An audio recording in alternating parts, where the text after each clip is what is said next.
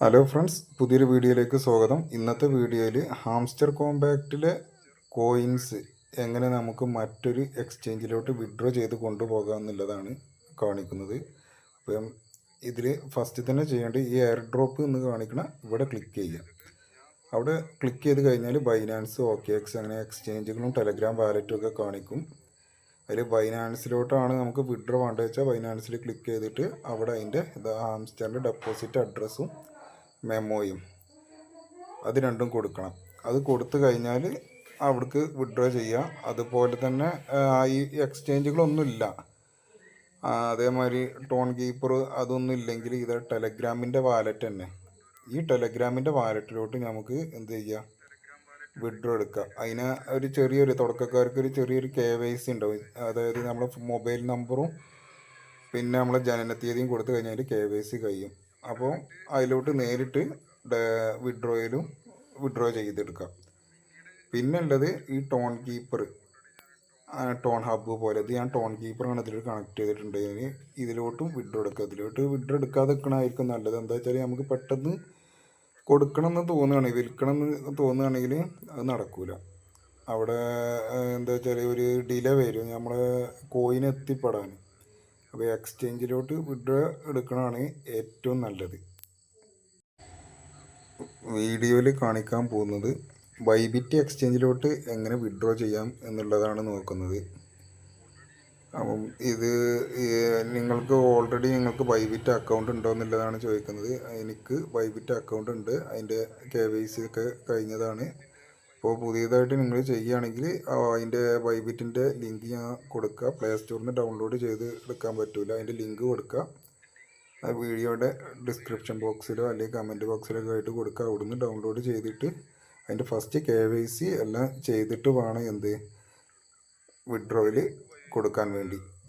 അതിന് ഫസ്റ്റ് ഞാൻ ചെയ്തുകൊണ്ട് അതിൻ്റെ ഉണ്ടായതുകൊണ്ട് SI ആവിറ്റ് എന്നില്ല കൊടുത്ത്, ഇനി ഇവിടെ ഫസ്റ്റ് കാണുന്ന ഈ ഓപ്ഷൻ ഉണ്ടല്ലോ ബൈബിറ്റ് UID, അതാണ് ഫസ്റ്റ് ഇവിടെ കൊടുക്കേണ്ട ഫസ്റ്റത്തെ കള്ളിയിൽ. അത് നമ്മൾ ബൈബിറ്റ് എക്സ്ചേഞ്ചിലോട്ട് പോവുക. എന്നിട്ട് അവിടെ ഈ മുകളിൽ കാണുന്ന അവിടെ ആ റൗണ്ടിൽ പ്രൊഫൈലിൽ ക്ലിക്ക് ചെയ്തിട്ട് ഈ പ്രൊഫൈല് അവിടെ ക്ലിക്ക് ചെയ്യുക. അവിടെ ക്ലിക്ക് ചെയ്തിട്ട് എന്ത് ചെയ്യുക, ആ നമ്മൾ പേരിൻ്റെ തൊട്ട് താഴെ UID അത് കോപ്പി ചെയ്യുക. അത് കോപ്പി ചെയ്തിട്ട് നേരെ അവിടെ കൊണ്ടു വന്നിട്ട് പേസ്റ്റ് ചെയ്യുക ഫസ്റ്റ് കള്ളിയിൽ. അതാണ് നമ്മളെ ബൈബിറ്റിൻ്റെ UID. രണ്ടാമത്തെ കള്ളിയിൽ വാലറ്റ് അഡ്രസ്സ് കൊടുക്കണം. അതിന് ഈ കാണുന്ന ഇവിടെ ഡെപ്പോസിറ്റ് എന്ന് കൊടുക്കുക, അല്ലെങ്കിൽ ഈ അസറ്റ് എന്നുള്ളിടത്ത് ക്ലിക്ക് ചെയ്തിട്ട് അവിടെ ഡെപ്പോസിറ്റ് അതിൽ ക്ലിക്ക് ചെയ്യുക. അത് ക്ലിക്ക് ചെയ്തിട്ട് ഡെപ്പോസിറ്റ് ക്രിപ്റ്റോ എന്നുള്ള ഈ താഴെ കാണുന്ന അവിടെ ഒന്ന് ക്ലിക്ക് ചെയ്യുക. അത് ക്ലിക്ക് ചെയ്ത് കഴിഞ്ഞിട്ട് ഈ സെർച്ച് ബാറിൽ പോയിട്ട് ഹാംസ്റ്റർ എന്നുള്ള HMSTR അതവിടെ സെർച്ച് ചെയ്യുമ്പോൾ തന്നെ തൊട്ട് താഴത്തായിട്ട് കാണും ഹാംസ്റ്റർ, അതിൽ ക്ലിക്ക് ചെയ്യുക. അടുത്തതായിട്ട് ചെയിൻ ടൈപ്പ് ഏതാണെന്നില്ല, അത് ടോൺ തന്നെ ഉള്ളൂ, അത് ടോൺ എന്നില്ല ക്ലിക്ക് ചെയ്യുക. പിന്നീട് OK കൊടുക്കുക. OK കൊടുത്തിട്ട് ഫസ്റ്റ് കാണുന്ന അതാണ് നമ്മളെ വാലറ്റ് അഡ്രസ്സ്, അത് കോപ്പി ചെയ്യുക.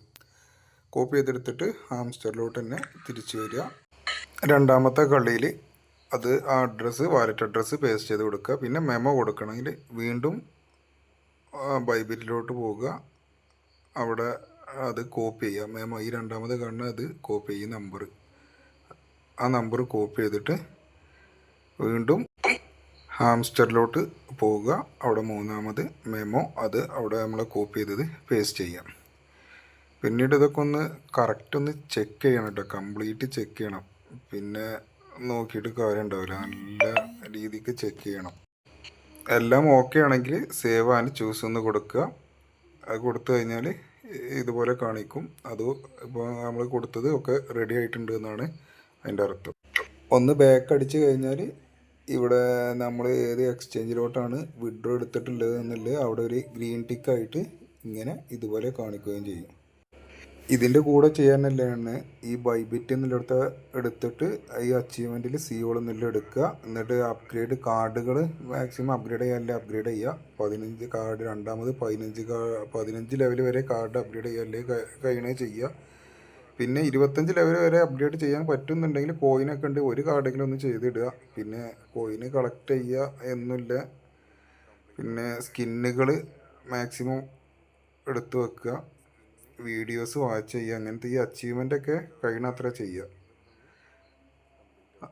ഇതാ സ്കിന്ന് ഇവിടെ ഉണ്ടാവും, ഇവിടുന്ന് കുറച്ച് വാങ്ങി വെക്കുക. വീഡിയോ ഇഷ്ടപ്പെട്ടാൽ ലൈക്ക് അടിച്ചിട്ട് സബ്സ്ക്രൈബ് ചെയ്യുക. എന്തെങ്കിലും സംശയം ഉണ്ടെങ്കിൽ കമൻറ്റ് ചെയ്യുക. എൻ്റെ നമ്പർ കൊടുക്കുക, സംശയമുള്ളവർക്ക് കോൺടാക്റ്റ് ചെയ്യുക.